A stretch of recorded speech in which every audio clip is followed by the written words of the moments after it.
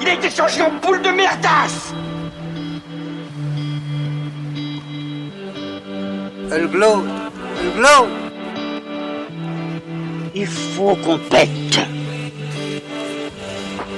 Alors moi il m'épate.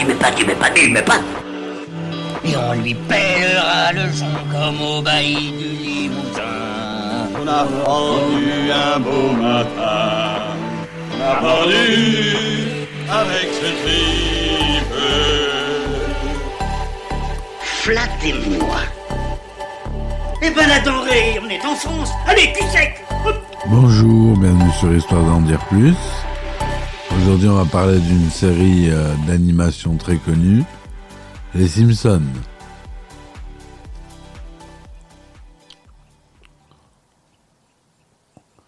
Alors, Les Simpsons, c'est une série télévisée d'animation américaine, créée par Matt Groening, et qui a été diffusée pour la première fois le 17 décembre 1989 sur le réseau Fox, ceux qui font la 20th Century Fox. En 2020, elle est diffusée sur Disney+. Elle met en scène les Simpsons, stéréotypes d'une famille de classe moyenne américaine. Leurs aventures servent de satire à un monde de vie américain. Les membres de la famille sont Homer, Marge, Bart, Lisa, Maggie, ainsi que Abe, le père d'Homer. Depuis ses débuts, la série a récolté des dizaines de récompenses, dont 32 Primetime Emmy Awards, 30 Annie Awards, un Peabody Award. Le Time Magazine du 31 décembre 1999 l'a désignée comme la meilleure série télévisée du XXe siècle. Et elle a obtenu une étoile sur le Hollywood Walk of Fame le 14 janvier 2000. Do! L'expression d'abattement d'Homer Simpson est entrée dans la langue anglaise. Ce n'est pas le seul mot à être entré dans le dictionnaire anglais. Ambiguen, engrandi en français, est un mot invité par les Simpsons qui est aussi entré dans la langue anglaise. L'influence des Simpsons s'exerce également sur d'autres sitcoms. Plus généralement, la série exerce une influence importante dans l'univers télévisuel et la culture populaire, chaque personnage dépeignant un stéréotype de la société, que ce soit au sein de la classe moyenne, autour du monde des affaires et du commerce, même dans les paysages médiatiques et politiques américains. La série est consacrée comme la figure centrale du style de Matt Groening, qui sert également de base pour ses autres œuvres, comme Futurama ou Désenchanté. Al Jean avait suggéré sur le réseau social Twitter qu'une 31e saison de la série pourrait voir le jour lorsqu'il a annoncé que le 666e épisode de la série serait l'épisode Simpson Horror Show 30, épisode qui devait appartenir à la 31e saison. Variety a également annoncé un probable renouvellement dans un article de 2019. Ainsi, la série est officiellement renouvelée pour 2 saisons supplémentaires le 6 avril 2019, portant alors la série à 32 saisons et lui permettant de dépasser les 700 épisodes à terme, soit une diffusion jusqu'à 2021. 2 ans plus tard, le 3 mars 2021, la série est renouvelée une nouvelle fois pour 2 saisons supplémentaires, lui permettant d'atteindre 34 saisons ainsi que les 750 épisodes. Les épisodes durent 21 minutes. De 89 à 2009, ils étaient en 480i en définition d'image. 89 à 2009 en 576i et en 2009 en 1080i. Depuis, c'est toujours en 1080p. En 2020, la pandémie du Covid-19 ayant perturbé les activités de beaucoup de pays, plusieurs productions ont été de plus en plus regardées dans le service de vidéo à la demande. Au niveau international, la série des Simpsons a été la série d'animation la plus regardée sur les services de diffusion. En 2007, les Simpsons le film, le long métrage basé sur la série, est sorti au cinéma et a recueilli 527 millions de dollars américains en recettes brutes pour un budget de 75 millions. C'est quand même énorme, 75 millions pour un film d'animation. Matt Groening a conçu la famille Simpson en 86 dans l'entrée du bureau du producteur James L. Brooks. On avait fait appel à lui pour lancer une série de courts-métrages d'animation pour The Tracy Ullman Show, qui serait adapté de son comic strip Life in Hell.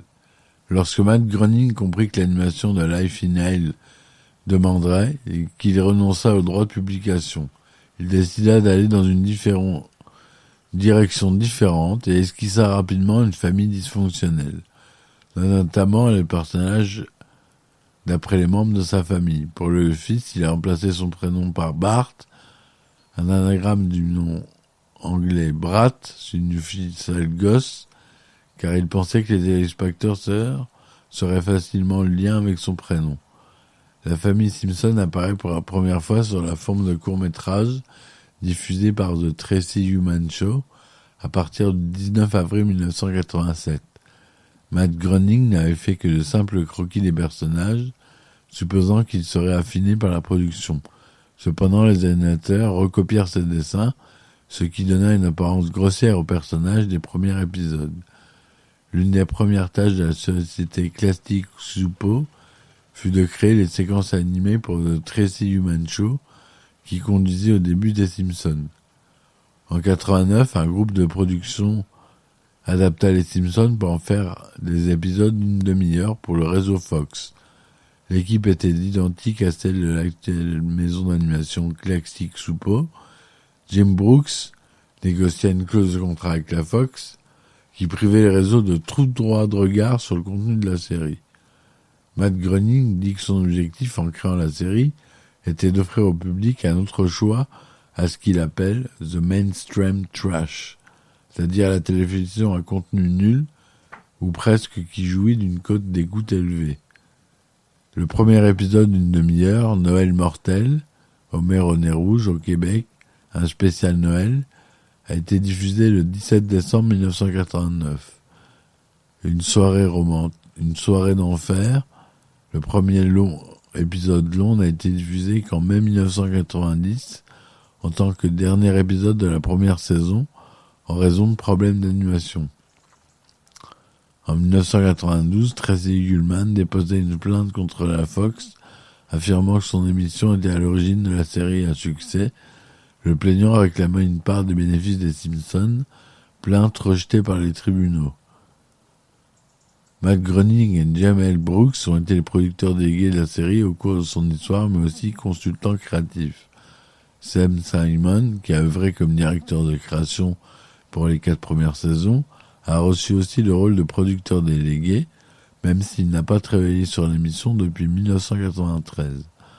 Un des postes les plus importants au sein de la série est le showrunner, qui agit au titre de scénariste en chef et qui gère la production de la série en toute la saison.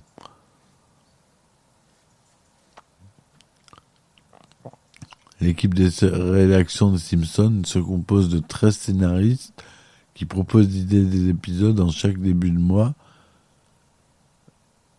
de décembre. Le scénariste principal de chaque épisode écrit la première ébauche. Les sessions d'équipe rédaction ajoutent ensuite les blagues, en enlèvent, insèrent des scènes, font relire le script aux personnes chargées des voix des personnages.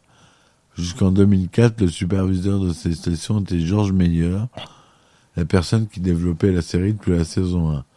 D'après le scénariste de longue date John Vitti, George Meyer inventait habituellement les grandes lignes d'un épisode, même s'il mobilisait d'autres scénaristes. Chaque épisode demandant 6 mois de production, la série commente rarement les événements récents. Les équipes de production utilisaient alors des messages écrits par Bart sur le tableau noir lors du générique pour commenter l'actualité récente, comme la mort de Marcia Wallace qu'interprétait Edna Krabappel dans la version originale.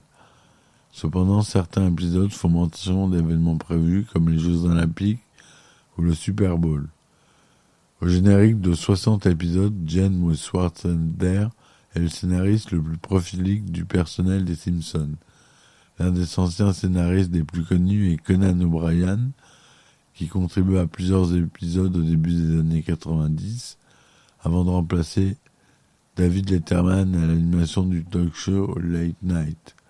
L'humoriste britannique Ricky Gervais a écrit l'histoire d'échanges d'épouses devant la première célébrité à la fois scénariste et invitée d'un épisode, Seth Rogen et Edward Goldberg. Les scénaristes du film Supergramm ont fait de même avec un épisode dans lequel le premier prête sa voix à un personnage.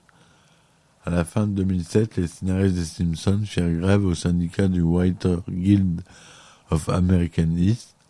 Ils avaient intégré celui-ci en 1998.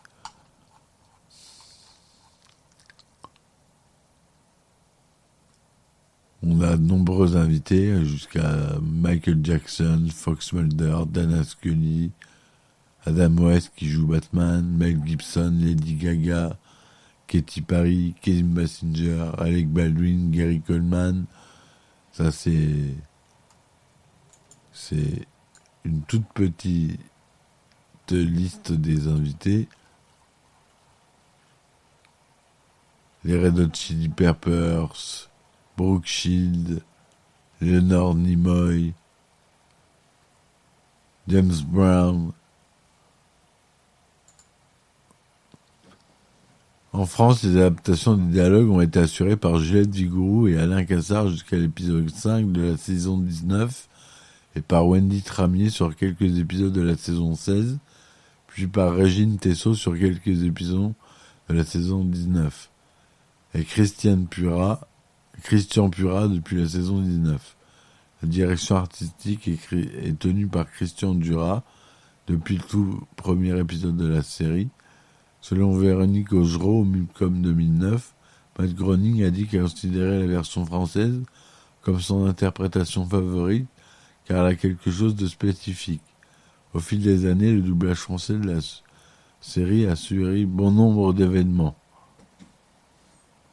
Je ne vais pas tous vous les raconter là. Plusieurs studios d'animation internationaux et américains sont chargés de l'animation des Simpsons. Lorsque la série a été diffusée sous forme de court-métrage dans le Tracy Ullman Show, elles étaient produites en interne par Clapsy Xupo. Le début de la série, tel qu'on la connaît actuellement, provoquant une augmentation du volume du travail, la Fox sous-traita alors la production à plusieurs studios situés en Corée du Sud. Il s'agit d'Abcom, d'Antivision, Rough Draft Studio et d'US Animation Co. et de Toon Zone Entertainment. Les artistes du studio d'animation américain DPS Film Roman dessinent les storyboards, conçoivent les nouveaux personnages, décors, accessoires et l'agencement de l'arrière-plan. Le studio produit alors des animatiques qu'il transmet aux animateurs de Gracie Film pour contrôle avant que le travail ne soit expédié à l'étranger. Les studios étrangers font ensuite le twinning, apportent des modifications d'images pour aboutir à une animation sur bande prête à être expédiée aux États-Unis à la Fox 3-4 mois plus tard.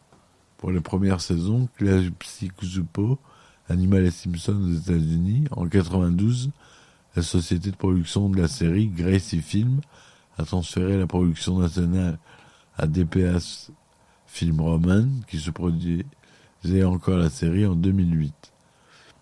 La production en haute définition débuta à partir du 10e épisode de la saison 20, intitulé « Prenez ma vie, je vous en prie ».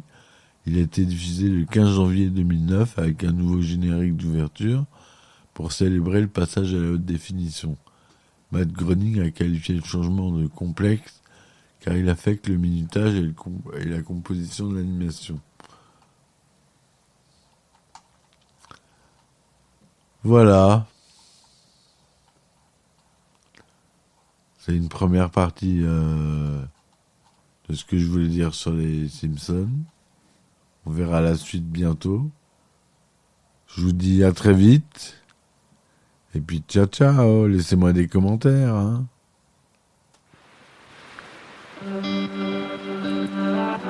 Il a été changé en boule de merdasse. Elle glow. Il faut qu'on pète. Alors moi il m'épate.